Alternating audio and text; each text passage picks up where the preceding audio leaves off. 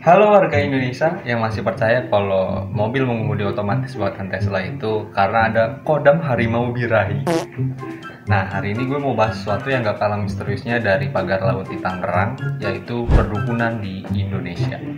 Pemirsa, janjikan uang berlipat ganda. Dukun palsu pengganda uang di Batu, Yogyakarta. Masih tumbuh suburnya praktik mistis dan perdukunan di Indonesia.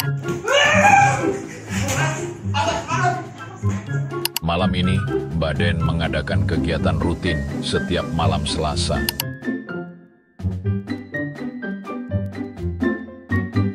Kenapa ya masih banyak masyarakat Indonesia yang percaya kalau dukun itu bisa nunjukin jalan hidup? Padahal zaman sekarang udah ada Google Maps yang bisa nunjukin jalan. Lo mau ke dukun tapi nggak tahu jalan, ya tinggal pakai Google Maps aja. Itu pun kadang Google Maps ngasih jalan sesat ke gang sempit. Ya tapi logikanya aja, pakai Google Maps aja kadang dikasih jalan sesat, apalagi lo ke dukun pakai Google Maps. Itu kan namanya tersesat di jalan yang sesat. Udah banyak edukasi dan berita yang nunjukin kalau dukun itu nipu.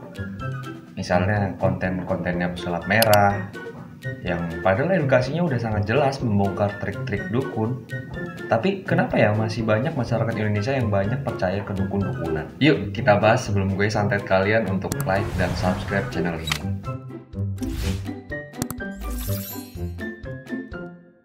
Dukun itu sebenarnya istilah umum buat orang yang dianggap punya kekuatan supranatural.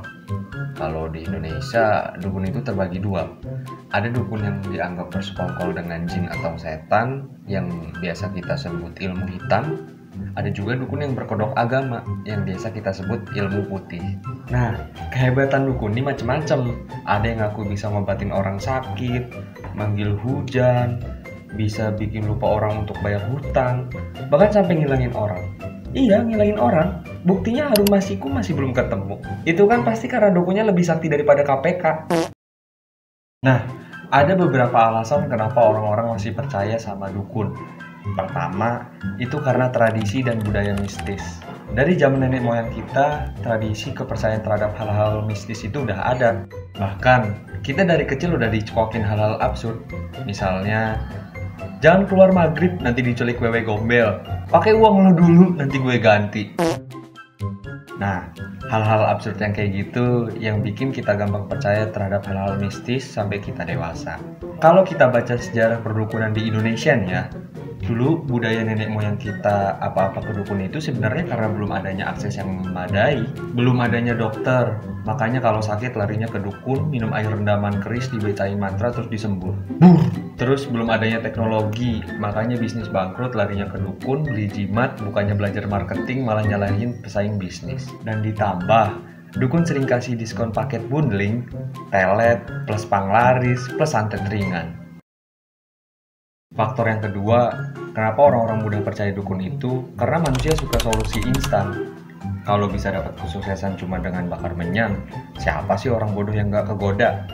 Misal mau kaya, tapi gak mau kerja keras, makanya langsung cari pesugihan. Padahal ya, kalau pesugihan bener bisa bikin kaya, kenapa semua dukun masih minta bayaran, Blok? Gak tahu, tanya yang mau tanya saya.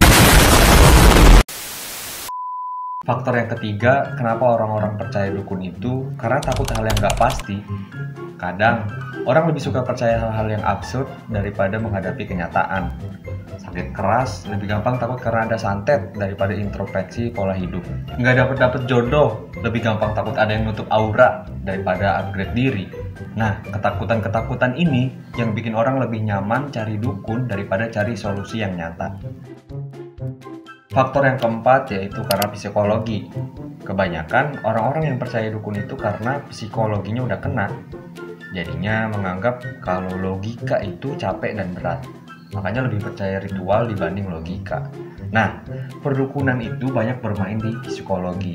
Misalnya, ketika lo merasa bisnis lo sepi, terus curhat ke dukun, si dukun pasti main psikologi juga. Paling si dukun bilang, pesaingnya kirim santet kucing hitam nih. Jadi kalau kita sadari sih ya, dukun itu sebenarnya cuma jualan sugesti, bukan solusi nyata. Dan dari dua model dukun di Indonesia, yaitu dukun ilmu hitam dan dukun ilmu putih, yang menurut gue parah itu adalah dukun ilmu putih.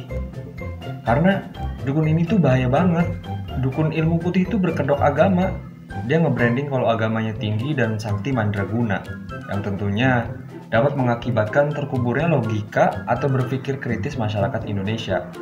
Bahkan parahnya kalau ada yang kritik oknum yang dianggap tinggi agamanya dan sakti, itu merupakan hal yang salah dan katanya sih akan dapat kualat. Ya, jadi itulah beberapa faktor yang menurut gue masyarakat Indonesia itu susah lepas dari kepercayaan dukun-dukunan. Koreksi kalau salah. Kesimpulannya, di zaman sekarang ini kita harus lebih pintar dan kritis, jangan malas berpikir, gunakan logika dan sains, jangan gampang takut, cari solusi yang rasional. Kalau mau bisnis sukses, ya belajar marketing, bukan jimat panglaris. Kalau mau dapat jodoh, ya upgrade diri, bukannya beli pelet. So, terima kasih sudah menonton. Semoga kita semua selalu dijauhkan dari perdukunan absurd di Indonesia. Jangan lupa like, share, dan subscribe biar nggak gue santet. See you next video. Bye-bye.